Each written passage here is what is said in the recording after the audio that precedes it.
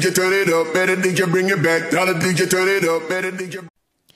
Queridos, eu quero trazer algumas notícias que talvez você não tenha conhecimento, né? Entre elas, uma sobre justamente Robert Bigelow. Quem é este homem, né? Esse homem apareceu aí no programa 60 Minutes da CBS.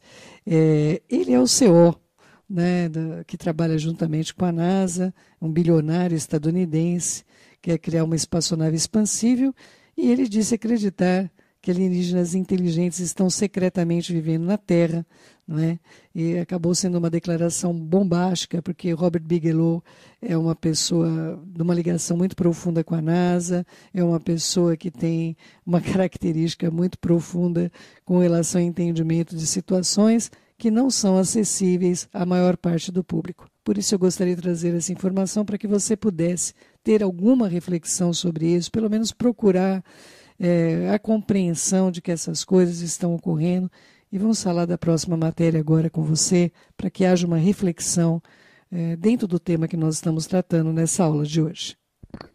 Vale a pena conferir também, queridos, imagens que um cientista da Área 51, aposentado, disse que não quer morrer sem antes trazer a público a verdade do que ele sabe existir com relação à relação dos Estados Unidos na Área 51 e com seres que ele também chama de extraterrestres, não é? Todos eles vão chamar esses seres aí de extraterrestres, não é? Eu considero bastante interessante a matéria, eu acredito que vale a pena você conferir, e também esses repentes, evidente, queridos, ninguém vai ficar publicando nada se não for permitido publicar alguma coisa. Existe um movimento bastante intenso de que essas situações sejam publicadas. Vale a pena conferir. O nome dele é Boyd Bushman e ele faleceu em agosto do ano passado com 78 anos de idade. Mas ele deixou gravado, não é, uma entrevista contando, narrando todos esses fatos para que a humanidade pudesse conferir. Ele não gostaria mesmo de partir deste mundo sem trazer as informações respectivas sobre o que ele viu e teve contato com coisas realmente extraordinárias. Eu acho bastante interessante que vocês possam conferir com esta matéria. Não menos interessante, não é? São as pedras maias encontradas, tem vários documentários aí tratando sobre isso, vale a pena vocês darem uma olhadinha. Ou seja, a cultura maia tem um pouco além, não é, queridos? Além do Deus deles não ir para cima, ele vai para o fundo da terra, né? Mas é bastante interessante as pedras que foram encontradas. E, é claro, tudo fica em torno do fantástico, não, isso não é verdadeiro, são forjadas, entre outras coisas. Eu digo a vocês, vale a pena conferir essas placas, essas pedras que foram encontradas. Tem vários pesquisadores de renome indo atrás do conhecimento dessas pedras. Vale a pena você dar uma checadinha sobre esse evento. Outra questão impactante aí que o mundo científico quer, claro, sempre vai trabalhar na desmistificação, não é? Foi encontrarem essa múmia no Peru, ali próximo de Nazca. Também tem outras múmias que também foram encontradas, né, nos raios-x, inclusive aparece que possuem ovos dentro.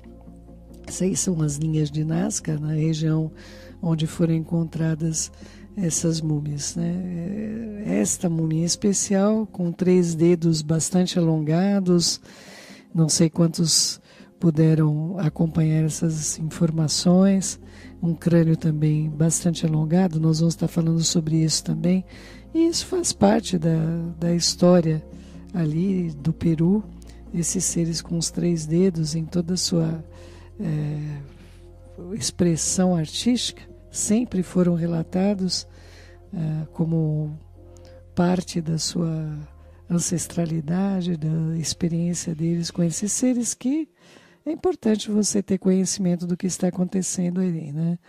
He got word of some mummies in Peru that didn't look... Também expressões aí, quem tem acompanhado algumas descobertas, não é? no mundo todo, inclusive na China, relatos e reportes acerca destes seres aí que, evidentemente, eu acredito que você já tem entendimento que não são tão espirituais quanto você imaginava que fossem, não é? E vamos para a próxima matéria para a gente falar um pouquinho mais sobre isso. Essas imagens aí que vocês estão vendo ao fundo, não é? Para quem não conhece um agróglifo, né? Na verdade, essas imagens aparecem no solo, principalmente na da Inglaterra, e, claro, a polícia inglesa tem feito um trabalho bastante intenso sobre impedir isso. Os fazendeiros ficam furiosos, a perda do trigo, entre tantas coisas, não é? Mas nesta região, né, de Wiltshire, da Inglaterra, aconteceu no dia 18 de julho de 2017 uma formação desse agróglifo ao lado de Clay Hill, ao sudoeste de Harminster. E esse enorme agróglifo mede aproximadamente 120 metros, e o que mais impactou, por que a gente está falando dele, né? É que esse desenho que foi feito significa o Metatron. Não sei quantos têm conhecimento do que se trata essa figura geométrica, mas essa figura ela está associada ao que chamam o anjo destruidor, né? Metatron é considerado um serafim na cultura judaica, na tradição judaica, não é? E é como um anjo supremo, um anjo divino, mediador da destruição, não é? Passagens do Talmud colocam como se ele fosse um escrivão divino, mas é como se fosse também um guardião do relógio, ou ainda aquele que vem como protetor de todas as situações. É importante nós termos entendimento de que dentro deste contexto existe uma inteligência que não é humana. Eu queria mostrar para vocês um outro vídeo que foi feito, a pessoa foi lá para filmar justamente esse agróglifo. Eu gostaria de mostrar para vocês o que aconteceu. Vocês têm aí a vista de cima do agróglifo, não é? E é um tipo de uma comunicação utilizada com relação à humanidade. É um símbolo do Metatron. E aí uma pessoa que foi ver o agróglifo, quando chegou lá, viu essas luzes ao longe, ela filmou, né? Está aí a Cat Kinney. As imagens são do próprio Facebook dela, que foram publicadas aí também no mundo todo.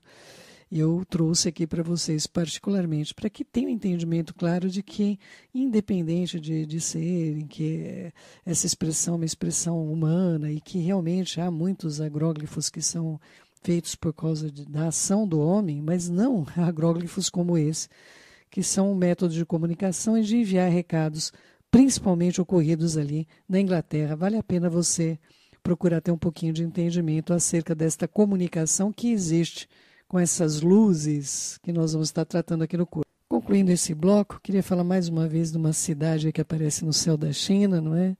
Não se trata de Fata Morgana, já fizeram várias pesquisas para saber do que se trata tudo isso, não é?